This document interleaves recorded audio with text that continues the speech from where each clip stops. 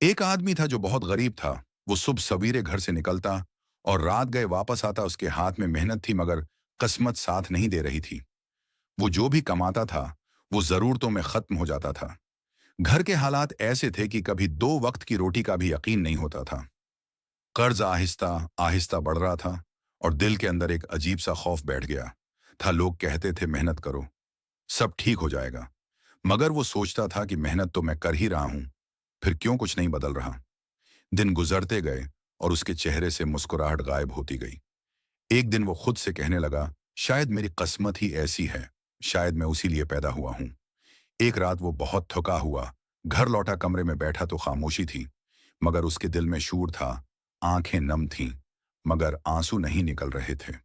जबान पर दुआ के अल्फाज नहीं आ रहे थे।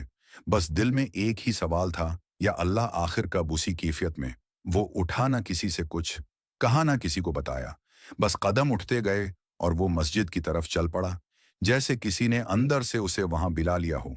मस्जिद में दाखिल हुआ तो वहां अजीब सा सुकून था। हल्की रोशनी थी और गहरी खामोशी थी। वो एक कोने में बैठ गया। न उसने नफल पढ़े, न हाथ उठाए, न जबान से कुछ कहा। वो बस सिर झुकाकर बैठा रहा। उसके दिल में एक बात बार बार आ रही थी, या अल्लाह मुझे खुद नहीं मालूम मैं क्या मांगो, मैं बस थक गया हूं। ये कोई मुकम्मल दुआ नहीं थी, न कोई खूबसूरत अल्फाज थे, बल्कि एक टूटे हुए दिल की खामोशी थी। और अल्लाह ऐसे ही दिलों को सबसे ज्यादा पसंद करता है। वो कुछ देर इसी हालत में बैठा रहा। फिर फज्र का वक्त हुआ। वो उठा, वजू किया, नमाज पढ़ी और मस्जिद से बाहर निकल आया। सूरज वैसे ही निकल रहा था, गलियां वैसी ही थीं, हालात भी वैसे ही लग रहे थे।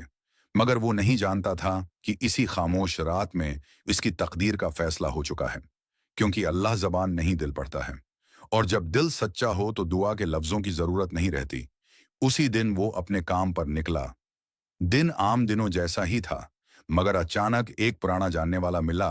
बातों बातों में उसने उससे उसकी हालत पूछी। उसने दिल खोलकर कुछ नहीं कहा, बस इतना बताया कि हालात ठीक नहीं चल रहे। इस शख्स ने उसे एक छोटा सा काम बता दिया, जिसकी उसे पहले कभी उम्मीद नहीं थी। वो काम बड़ा नहीं था, मगर हलाल था। उसने उसे कबूल कर लिया और पूरी ईमानदारी से मेहनत शुरू कर दी।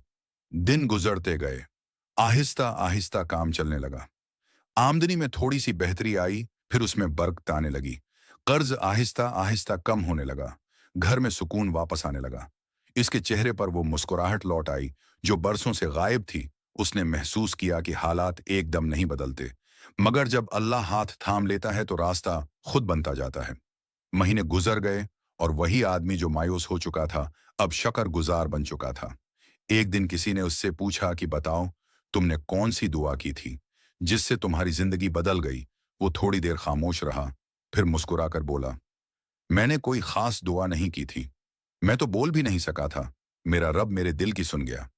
इसी दिन उसे एक बात दिल से समझ आ गई कि अल्लाह हर आवाज का मोहताज नहीं। वो आंसू भी देखता है, वो खामोशी भी सुनता है, और वो सब्र भी जानता है।